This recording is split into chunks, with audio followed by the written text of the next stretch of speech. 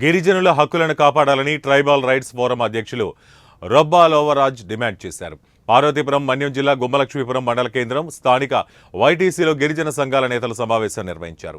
రాష్ట్రంలో ఎన్నో సంవత్సరాలుగా ఎదురుచూస్తున్న డిఎస్సి నోటిఫికేషన్ వచ్చిందనే సంతోషం ఆదివాసీల్లో లేకపోవడం చాలా బాధాకరమన్నారు. ఆదివాసీలకు ప్రత్యేక ఉద్యోగ చట్టం చేయాలని డిమాండ్ చేశారు. ఏజెన్సీలో ఉన్న ప్రతి ఆదివాసీకి టిట్కో తరహా ప్రభుత్వం ఇల్లు నిర్మించి ఇవ్వాలని డిమాండ్ చేశారు. ప్రతి ఆశ్రమ పాఠశాలలో వైద్య సిబ్బందిని నియమించాలని డిమాండ్ చేశారు. ఆదివాసీ జాయింట్ యాక్షన్ కమిటీ రాష్ట్ర ప్రచార కమిటీ వైస్ చైర్మన్గా ఉన్నాను. ఈరోజు రాష్ట్రంలో చూసుకున్నట్లయితే కూటమి ప్రభుత్వం వచ్చిన తర్వాత సుమారుగా 10 నెలలు గడుస్తుంది. ఎన్నికల్లో ఇచ్చినటువంటి హామీ ప్రకారంగా ఆదివాసులకి ప్రత్యేకమైనటువంటి జీవో తెచ్చి ఉపాధ్యాయ పోస్టులు అవనివ్వండి, మిగతా పోస్టులన్నీ కూడా నింపుతామని చెప్పినటువంటి పరిస్థితి ఎన్నికల సమయంలో ఇచ్చారు. కానీ ఈరోజు చూసుకున్నట్లయితే రాష్ట్ర వ్యాప్తంగా గౌరవ ముఖ్యమంత్రి వర్యులు నారా చంద్రబాబు నాయుడు గారు డిఎస్సి నోటిఫికేషన్ ఇచ్చారు. చాలా సంతోషకరమైన విషయము. కానీ ఈ నోటిఫికేషన్ వల్ల గిరిజనులకి ఎటువంటి లాభం లేదనే పరిస్థితి ఈరోజు రాష్ట్ర విధానంలో చూస్తే కనిపించినటువంటి పరిస్థితి ఉంది. వేలాది మంది విద్యార్థులు బీఈడీలు, డైట్లు అలాగే చేసినటువంటి వాళ్ళు ఉంటే కనీసం 10-20 పోస్టులే ఉన్నటువంటి పరిస్థితి ఉంది.